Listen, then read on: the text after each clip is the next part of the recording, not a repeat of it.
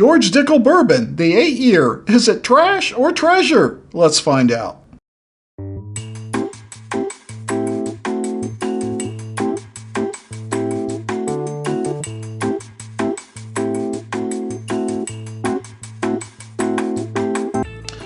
Well, we finally decided to tackle George Dickel.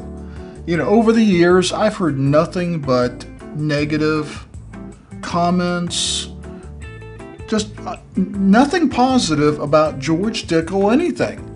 And then I heard about this bourbon that they have. Apparently it came out 2+ years ago. And at the time, a lot of people said pretty good things about it. But since then, you know, George Dickel as a whole has a bad reputation of whiskeys that taste like Flintstone vitamins that you always hear, smell like grape soda, have a strong mineral taste to it. I don't know if that's because of the water up in Tennessee, but I never hear good things about Dickel, except for like the 17 year. I hear pretty good things about that. And a lot of people like Bardstown have used George Dickel in their blends over the years. And usually when you hear a reviewer talking about that there might be Dickel in a blend, it's like, oh, I can taste a Dickel, or I don't taste a Dickel. It's always a negative connotation. And so tonight, I finally said, well, I saw this for $29 on the shelf. And I thought, okay, it's time. We just started this series, Trash or Treasure. And I thought, is it really trash? Or maybe it's actually a treasure.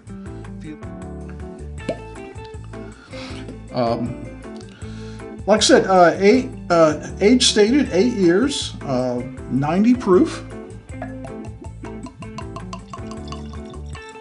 And I went and looked at several popular sites, Bourbon Junkies, Mash and Drum, and looked at what they said about it 2 years ago.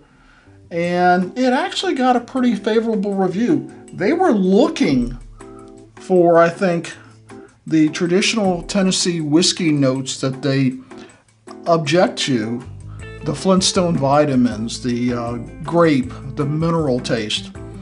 And for the most part, they weren't getting it in this bourbon. So I think it could be that guilt by association or bad reputation by association, that this bourbon, which was actually rated pretty good 2 years ago, has a bad rep because of the name George Dickel, not because it's a bourbon. And as far as I know, this is their only bourbon, but we'll look into that. It's the only bourbon I see on the shelf. Everything else is a Tennessee whiskey, and actually says that on the label. So let's see what we get on the nose. Flintstone vitamins, grape soda. That's what a lot of people talk about with the Tennessee whiskey. I don't get any of that. I do get some traditional bourbon notes, molasses, brown sugar. I am getting a little something different, but it's not objectionable. Just I'm thinking like a dark fruit, a strawberry or a raspberry in with the molasses, brown sugar. It's not a very strong aroma. Of course, it's 90 proof, but there's nothing objectionable in the aroma. Cheers. A little bit of pepper right on the tip of the tongue. Some baking spices. I mean, I certainly get no Flintstone vitamin taste, no grape soda. It's not overly oaky. It's not citrusy. It's nothing but a good molasses, brown sugar type traditional bourbon with some dark fruits going on pretty much. And I think Jason C. at Mash and Drum said it best. The nose matches the palate. What I was smelling is what I'm tasting. I would totally agree with Jason on that one. Let's take another taste. It tastes much more expensive than I paid for it. I would not tell you, if I had this on a blind, didn't know what it was, I would tell you it's probably a $40 to $50 bourbon. I wouldn't tell you that it's real old, although 8 years I think is decent. To me, 6 to 10 years is perfect for a bourbon. You get beyond that, it's fine, but you're gonna pay for it on price usually. It's perfect for especially a affordable bourbon. But I think normally it's probably in the low 30s, 31, 32. And so it hasn't changed much, because it was like $32.99 or something like that when it first came out. Let's do one more taste and give you some final thoughts on this. I will tell you that it drinks easy. I won't use the word smooth, because smooth would be an exaggeration, but it drinks easy. It's got a nice flavor to it. It's enjoyable. I'm not an over the rocks kind of guy with most bourbons. If I put it on the rocks, I'm making an old fashioned or some other kind of cocktail. But would I drink this as a daily sipper? I absolutely would. I'm actually impressed.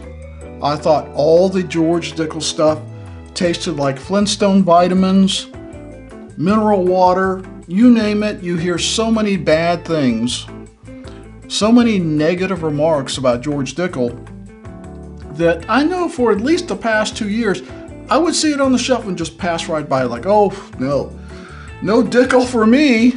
And people make a lot of fun of the name, and I get that, and I'm sorry, it is kind of a funny name. You're never going to get past that.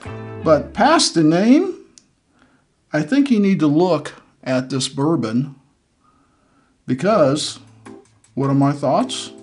Is this a trash or a treasure? George Dickel Bourbon Whiskey, and they spell it without an E.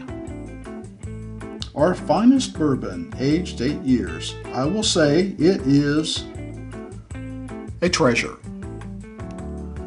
For $29, when this runs out, I will definitely buy another one. I see it everywhere, so it's not like I need to buy a backup for it. But will I replace it? I will. Because I feel, for the money, it is an absolute treasure. Wow, George Dickel. So, we hope you will like this video, comment, and share, and let me know what you think about this George Dickel bourbon if you tried it. Now, if you're a Tennessee whiskey fan, it may not be the same profile. You may not like the bourbon as much as you like the Tennessee whiskey, and I get that. And it could be just the opposite. You hate the Tennessee whiskey. Maybe you need to give this a chance. It's a fine bourbon for $30. So, as always, never drink and drive. Please drink responsibly, and we'll see you next time.